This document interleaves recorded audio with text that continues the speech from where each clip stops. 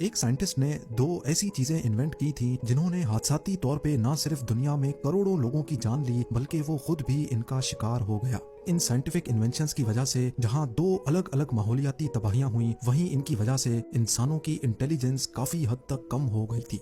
और तो और दुनिया भर में क्राइम रेट भी इन्हीं इन्वेंशंस की वजह से बढ़ गया था। आखिर वो कौन सी इन्वेंशंस थी जिसकी वजह से होने वाली तबाही को आज तक नहीं भूला जा सका, और इनको बनाने वाला वो कौन शख्स? तस्रीन, इस दिलचस्प कहानी की शुरुआत 1908 में हुई थी, जब मिशिगन के शहर डिट्रॉइट में एक खातून अपनी गाड़ी ड्राइव करके कहीं जा रही थी। अचानक उसकी गाड़ी में कोई मसला हुआ और वो बीच रोड पे ही खड़ी हो गई। ये देखकर पास गुजरते हुए एक शख्स ने अपनी गाड़ी रोकी और उस खातून की मदद करना चाहिए। उस दौर में गाड़ियां सेल्फ लगाकर नहीं बल्कि एक हैंडल को घुमाकर स्टार्ट की जाती थी। इस हैंडल को घुमाने के लिए काफी जोर लगाना पड़ता था और ये काम किसी खातून के करने जैसा नहीं था। इसी वजह से वो शख्स आगे बढ़ा और उस खातून की गाड़ी को स्टार्ट करने की कोशिश की। गाड़ी तो स्टार्ट हो गई, लेकिन इंजन ने बैक फायर किया और वो क्रैंक हैंडल जोर से उस शख्स के जबड़े पर जा लगा। ये चोट इतनी गहरी थी कि कुछ ही दिनों के बाद उसकी मौत हो गई। ये शख्स बायरन कार्टर थे, जो खुद एक कार मैन्युफैक्चरिंग कंपनी के मालिक हुआ करते थे। क्रैंक हैंडल की वजह से ये कोई पहला हादसा नहीं था, लेकिन बायरन कार्टर की मौत ने ऑटोमोटिव इंडस्ट्री को एक गहरा सदमा पहुंचाया। उस वक्त कैडिलैक कार कंपनी के मालिक हेनरी लीलैंड थे, जो कि इस हादसे में मरने वाले बायरन कार्टर के गहरे दोस्त भी थे। अपने दोस्त की मौत पे हेनरी को इतना सदमा पहुंचा कि उन्होंने फैसला किया कि अब वो अपनी कैडिलैक कार्स में इस क्रैंक हैंडल से जान छुड़ा कर ही रहेंगे। हेनरी चाहते थे कि कोई ऐसा सिस्टम हो जो गाड़ी के इंजन को ऑटोमेटिक स्टार्ट करे, यानी उसके लिए किसी किस्म का जोर ना लगाना पड़े और वो बिल्कुल सेफ भी हो। इसी मकसद के लिए उन्होंने चार्ल्स केटरिंग को हायर कर लिया। 3 सालों की मेहनत के बाद 1911 में दुनिया की पहली क्रैंकलेस कार बनाई गई, जिसको कैडिलैक 30 का नाम दिया गया। कैडिलैक 30 न सिर्फ एक इलेक्ट्रिक स्टार्टर मोटर के जरिए बगैर जोर लगाए स्टार्ट होती थी, बल्कि ये दूसरी गाड़ियों से ज्यादा पावरफुल भी थी और ज्यादा तेज भी चल सकती थी। कैडिलैक 30 की ये एक बहुत बड़ी कामयाबी थी, जिसकी वजह से कंपनी की सेल्स में दुगना इजाफा भी देखा गया। लेकिन इन सब खूबियों के साथ साथ इसमें एक मसला भी था। मसला ये था कि इसका इंजन पुराने मॉडल की गाड़ियों से ज्यादा आवाज करता था, इतनी आवाज कि अक्सर लोगों को कानों पे हाथ रखना पड़ता था। अब नॉर्मली इंजन में एक सिलेंडर के अंदर पिस्टन लगा होता है। इस सिलेंडर के टॉप पर स्पार्क प्लग सिलेंडर के अंदर मौजूद फ्यूल और ऑक्सीजन के मिक्सचर में एक स्पार्क के जरिए आग लगाता है। आग लगने से सिलेंडर के अंदर गैस का प्रेशर बनता है और वो प्रेशर पिस्टन को नीचे की तरफ धकेलता है।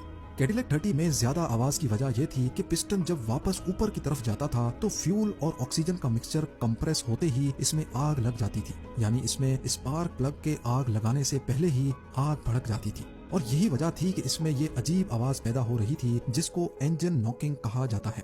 इंजन नॉकिंग की वजह से कैडिलैक 30 की फ्यूल कंजम्पशन भी काफी खराब थी, क्योंकि इंजन में फ्यूल और ऑक्सीजन का मिक्सचर अपने टाइम से पहले ही जल जाता था। इस मसले को हल करने के 2 तरीके थे। या तो पिस्टन का साइज छोटा किया जाए, लेकिन ऐसा करने से गाड़ी सेल्फ मोटर से स्टार्ट नहीं होगी, और तरीका ये था कि फ्यूल को बदला जाए, यानी इसमें कोई ऐसे किस्म का फ्यूल डाला जाए जो कंप्रेस होने पर खुद ब खुद ना जले।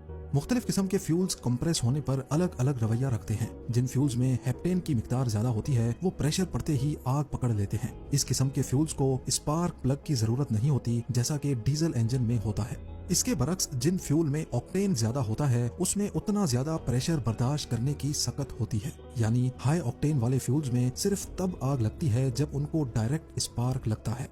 जब कैडिलैक 30 में ये मसला पेश आया था, उस दौर के फ्यूल में 50% ऑक्टेन होता था। कैडिलैक के मालिक हेनरी लीलैंड और चार्ल्स केटरिंग अब ये चाहते थे कि कोई ऐसा फ्यूल बनाया जाए जिसकी ऑक्टेन रेटिंग ज्यादा हो और वो नॉकिंग प्रोड्यूस ना करे, और इसी मकसद के लिए उन्होंने 27 साला इंजीनियर थॉमस मिडली को हायर किया।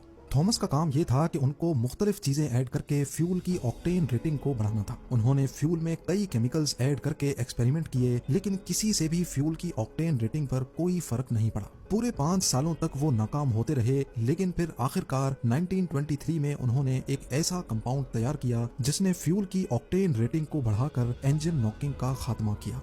ये कंपाउंड था टेट्रा इथाइल लेड, जो ठीक थॉमस मिडली की उम्मीदों पर उतरा था। ये कंपाउंड फ्यूल में ऐड करने से न सिर्फ कैडिलैक 30 की नॉकिंग खत्म हुई, बल्कि फ्यूल एवरेज और पिकअप में भी खातिर खा इजाफा देखा गया। इस नए फ्यूल को इतनी ज्यादा कामयाबी मिली कि इसको मास लेवल पे प्रोड्यूस करने का फैसला किया गया। थॉमस मिडली ने चार्ल्स केटरिंग के साथ मिलकर अपने इस नए प्रोडक्ट को एथल का नाम दिया, और इसकी बढ़ती हुई डिमांड को देखते हुए एक नया केमिकल प्लांट लगाया जिसमें सिर्फ यही कंपाउंड तैयार होना था। लेकिन इस केमिकल प्लांट को स्टार्ट हुए अभी सिर्फ 2 महीने ही गुजरे थे कि एक मसला पेश आ गया। मसला ये हुआ कि प्लांट में कुछ वर्कर्स की तबीयत बिगड़ना शुरू हो गई और 5 लोगों की मौत भी हो गई। लोगों का मानना था कि इसका मेन रीजन टेट्रा एथल लेड में मौजूद लेड की मिकदार है। लेड एक बहुत डेंजरस केमिकल एलिमेंट होता है जो कैल्शियम की तरह इंसान की हड्डियों में सालों तक जमा रहता है। इसके साथ साथ लेड का दिमाग पर बहुत ही बुरा असर पड़ता है क्योंकि ये ब्रेन में मौजूद न्यूरोट्रांसमीटर्स को रोक भी सकता है। मीडिया ने इस बात पर काफी शोर मचाया, लेकिन असल में उनके पास इस बात का कोई सबूत नहीं था कि लेड की वजह से ही उन वर्कर्स की मौत हुई है, क्योंकि आखिरकार इस कंपाउंड में लेड की क्वांटिटी ना होने के बराबर ही थी। तकरीबन 1000 ड्रॉप्स में सिर्फ 1 ड्रॉप जितना लेड। और इस शक को उस वक्त के स्टैंडर्ड ऑयल के प्रेसिडेंट फ्रैंक हॉवर्ड ने जड़ से ही उखाड़ दिया जब उन्होंने ये कहा कि हम किसी भी ऐसी चीज को खत्म नहीं कर सकते जिसका हजारों लोगों को फायदा हो रहा है, और वो भी सिर्फ इस बिना पर कि हमें इस पे शक है। अगले कई सालों तक थॉमस मिजली का बनाया हुआ लेडेड फ्यूल पूरी दुनिया में जोरों शोरों से चलता रहा और लाखों गाड़ियां धुएं में लेड को छोड़ती रहीं। 50 सालों तक माहौल लेड से आलूदा होता रहा, लेकिन फिर मॉडर्न साइंटिफिक टूल्स की मदद से ग्रीनलैंड में एक रिसर्च की गई। इस रिसर्च में जो कुछ जानने को मिला वो वाकई काफी ज्यादा हैरानकुन था। पिछले 2500 सालों से पड़ने वाली बर्फ के सैंपल्स को जब 1970s में पड़ने वाली बर्फ से कंपेयर किया गया तो इसमें लेड की क्वांटिटी 1000% ज्यादा थी। इस ग्राफ में भी आप देख सकते हैं कि 1900s की शुरुआत से हवा में लेड की मिकदार ने अचानक शूट मारा है और 1970s में ये अपने पीक पर थी। इस रिसर्च को और ऑथेंटिक बनाने के लिए कई लोगों की हड्डियों और दांतों से सैंपल्स कलेक्ट किए गए, जिनमें लेड की मिकदार को एंशिएंट ममीज की हड्डियों में मौजूद लेड से कंपेयर किया गया। इस कंपैरिजन से भी साबित हो गया कि 1970s में लोगों में लेड की मिकदार 2500 साल पहले बसने वाले लोगों से 1000% ज्यादा थी। लेकिन सवाल यह है कि बॉडी में लेड आखिर क्या नुकसान पैदा कर सकता है। एक रिसेंट रिसर्च के मुताबिक लेड की वजह से आर्टरीज छोटी हो जाती हैं, जिससे खून को वेसल्स से गुजरने में दुश्वारी होती है, जिसकी वजह से कई बीमारियां जन्म लेती हैं, जिनमें दिल की बीमारियां भी शामिल हैं। इसके अलावा लेड के दिमाग पर असर करने से लोगों के रवैयों में काफी बदलाव भी देखा गया। रिसर्च के मुताबिक 1950s से लेकर 1980s तक यूएसए में क्राइम रेट भी अपने पीक पर था। इस क्राइम रेट के बढ़ने के पीछे लेड पॉइजनिंग है कि नहीं, ये जानने के लिए अरेस्ट होने वाले कई मुजरिमों का ब्लड टेस्ट किया गया तो हैरत अंगेज तौर पे ये नोटिस किया गया कि उनमें से ज्यादातर के ब्लड में लेड की क्वांटिटी बहुत ज्यादा थी। न सिर्फ यूएसए बल्कि ब्रिटेन, कनाडा और ऑस्ट्रेलिया में भी क्राइम रेट का एक जैसा ग्राफ ही देखा गया। 2018 में की गई एक रिसर्च के मुताबिक लेड की वजह से हर साल 2.5 लाख लोग सिर्फ यूएसए में मरते थे। यानी 1950s से लेकर 1980s तक सिर्फ यूएसए में ही 75 लाख लोग लेड पॉइजनिंग की वजह से मरे थे। तो आप अंदाजा लगा लें कि पूरी दुनिया में कितने लोग मरे होंगे। और ये सब थॉमस मिजली के पैदा किए हुए लेडेड फ्यूल की वजह से ही हुआ था। ये सिर्फ लेडेड फ्यूल ही नहीं था जो थॉमस मिजली की सबसे बड़ी गलती थी, बल्कि लेडेड फ्यूल की कामयाबी के बाद इनको एक और प्रोजेक्ट पे लगाया गया था। उस दौर में रेफ्रिजरेटर्स के अंदर ठंडा करने के लिए 2 बहुत ही टॉक्सिक गैसेस इस्तेमाल की जाती थी। थॉमस को ये प्रोजेक्ट दिया गया कि उनको एक ऐसी गैस तैयार करनी है जो ना ही फ्लेमेबल हो और ना ही जहरीली। थॉमस ने रेफ्रिजरेटर के लिए भी एक खास गैस तैयार की जिसको डाइफ्लोरोमीथेन का नाम दिया गया। इस गैस को मार्केट करने के लिए थॉमस ने सबके सामने रेफ्रिजरेटर की गैस अपनी लंग्स में भरी और उससे लोगों को जलती हुई मोमबत्ती बुझा कर दिखाई। थॉमस का एक्सपेरिमेंट एक बार फिर से कामयाब हो गया और इस गैस को भरपूर इस्तेमाल किया जाने लगा। लेकिन इस गैस में मसला ये था कि ये हवा से भी ज्यादा लाइट होती है और अगर इसको हवा में छोड़ा गया तो ये आसमान में जाकर अर्थ के स्ट्रेटोस्फेयर में रुक जाती है, जहाँ ये 50 से 100 सालों तक रहती है। अब मसला ये हुआ कि जब इस नई गैस को मास लेवल पे इस्तेमाल किया जाने लगा तो काफी गैस एटमॉस्फेयर में छोड़ी जाने लगी और ये गैस स्ट्रेटोस्फेयर में जाकर फंस गई और उसने अर्थ की ओजोन लेयर को आहिस्ता आहिस्ता डैमेज करना शुरू कर दिया।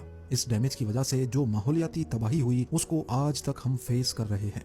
इन तमाम रिसर्च और एविडेंस की बिना पर थॉमस मिजली के बनाए हुए लेडेड फ्यूल और रेफ्रिजरेटर गैस को परमानेंटली बैन करने का फैसला किया गया। 1986 में सबसे पहले जापान ने लेडेड फ्यूल को बैन करके अनलेडेड फ्यूल इंट्रोड्यूस करवाया और देखते ही देखते बाकी तमाम कंट्रीज ने भी लेडेड फ्यूल पर पाबंदी लगा दी। ये फैसला करने के बाद माहौल में लेड की क्वांटिटी भी कम होती दिखाई देने लगी। 1970s में पीक मारने के बाद अब वापस ग्राफ तेजी से नीचे की तरफ आ रहा है। थॉमस मिजली की रेफ्रिजरेटर गैस को भी बंद करने के बाद ये देखा गया कि ओजोन लेयर एक बार फिर से रिपेयर होना शुरू हो गई है। बेशक थॉमस मिजली को ये इल्म नहीं था कि उनकी ये 2 इजादात पूरी दुनिया को अपनी लपेट में ले लेंगी, लेकिन कई लोगों का मानना है कि अर्थ को जितना नुकसान थॉमस मिजली ने दिया है उतना किसी ने भी नहीं दिया। 1940 में थॉमस मिजरी लेड पॉइजनिंग की वजह से ही दम तोड़ गए थे।